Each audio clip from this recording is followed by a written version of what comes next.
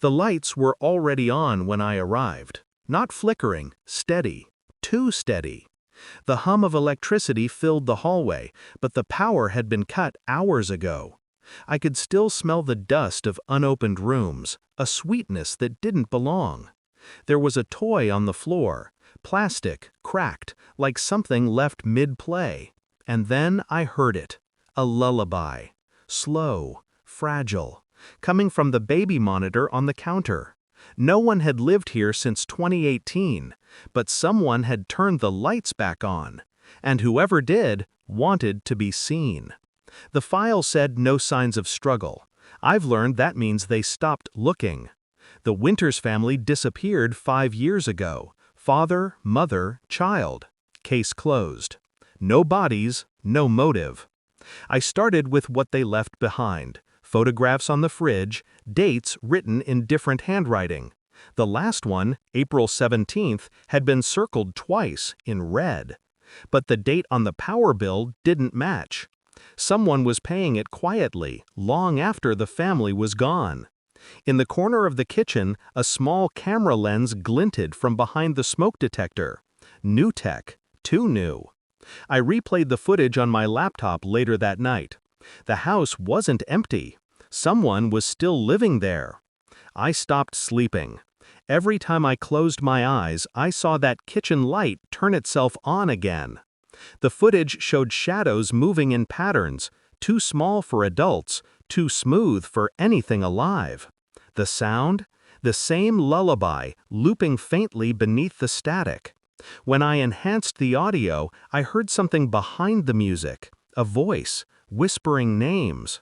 Mine was one of them. I drove back to the house, parked outside, watched from the car.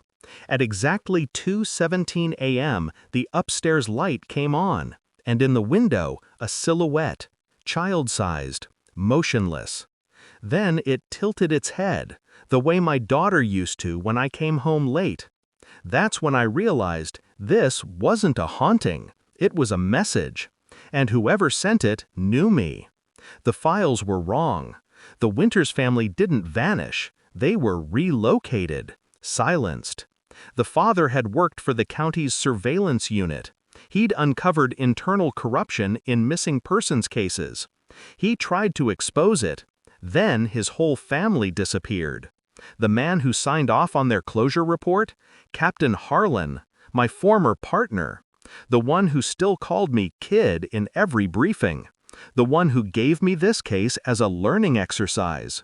He'd used the same camera model I found in the house. And when I checked the metadata on the video, the system name was his. He'd been watching the Winters for years. And when they found out, he made sure no one else ever would. But something went wrong. The house was still transmitting, still watching, still remembering. I didn't confront him with anger. I invited him for coffee. Same diner, same corner booth. He smiled. Casual. Old habit. Find anything interesting? I slid the flash drive across the table. You tell me. He didn't touch it. He didn't need to. The flicker in his eyes told me he already knew what it contained. He asked quietly, "You going to ruin a man's career over ghosts?" I said, "No. I'm going to let the ghosts ruin you." By morning, the recordings were already in every inbox: Internal Affairs, the press, the DA. I didn't need to watch him fall.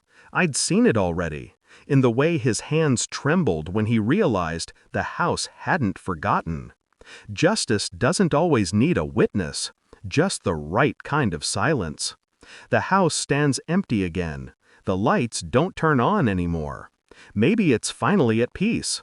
Or maybe it's waiting for someone new to remember. I deleted the files, burned the notes, locked away what was left. But every night, around 2:17 a.m., I wake up, lights flickering in my mind. I can still hear the lullaby, not from a monitor, from memory. It's strange how justice can quiet a place, but never a conscience.